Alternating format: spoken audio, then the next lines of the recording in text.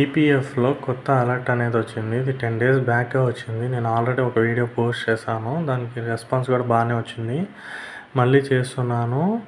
చాలామంది అయినా నెగ్లెక్ట్ చేశారు.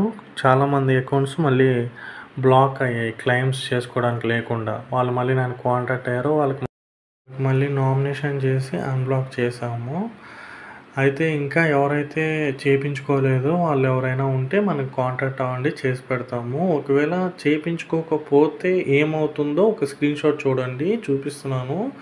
Access to this functionality will remain block until the user successfully complete the nomination. ఇలాగే వస్తుంది మీకు. రేపు ఎప్పుడైనా ఆన్లైన్ సర్వీసెస్ అని నొక్కి క్లెయిమ్స్ నొక్కారంటే చాలు ఇదే డిస్ప్లే అవుతుంది.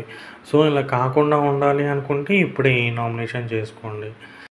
ఈ నామినేషన్లో కూడా బేసిక్ డీటెయిల్స్ సరిగ్గా లేకపోయినా సరే క్లెయిమ్ సక్సెస్ఫుల్గా ఈ నామినేషన్ అనేది అవ్వదన్నమాట.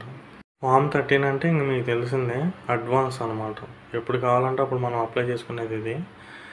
దీంట్లో కూడా ఇప్పుడు గవర్నమెంట్ కొత్త రూల్ అనేది తీసుకొచ్చింది. 50,000 కన్నా అబోవ్ మనం క్లెయిమ్ చేస్తే మనకి 10% టీడీఎస్ అనేది కట్ అవుతుంది.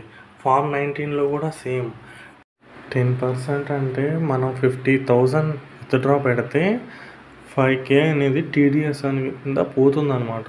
ఇలా పోకుండా ఉండాలి, నాకు ఫుల్ అమౌంట్ నేను క్లెయిమ్ చేస్తే ఫుల్ అమౌంట్ నాకు పడాలి అంటే మమ్మల్ని అప్రోచ్ అవ్వండి. మేము క్లియర్గా మీకు 1 రూపీ కూడా టీడీఎస్ కట్ అవ్వకుండా క్లెయిమ్ చేస్తాము. ఇంకా 10D 10C అంటే ఇంకా పెన్షన్ రిలేటెడ్ అనమాట. వీటిల్లో అయితే ఏ టీడీఎస్ కట్ అవ్వదు. ఇంకా మనం చేసే సర్వీసెస్ అనేవి ఇవే.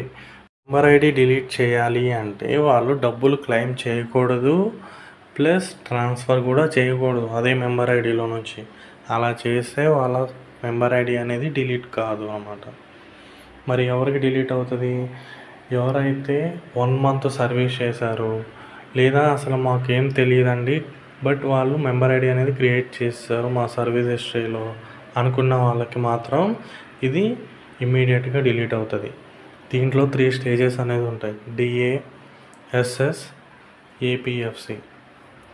ఈ 3 స్టేజెస్లో డిలీట్ అయిపోద్ది. ఇంకా ఈ నామినేషన్ ఇది 5 minutes ప్రాసెస్ అనమాట. మనం కూడా చేసుకోవచ్చు. ఓవర్లాప్ డేట్స్ చేంజ్ చేసుకోవడం. ఇక్కడ ఓవర్లాప్ ఇష్యూ అవుతే అమౌంట్ ట్రాన్స్ఫర్ కావు, అమౌంట్ క్లెయిమ్ అవ్వవు. సో ఇలాంటి వాళ్ళు ఎవరైనా ఉంటే మనకు కాంటాక్ట్ అవ్వండి, చేసి పెడతాం. Thank you for watching.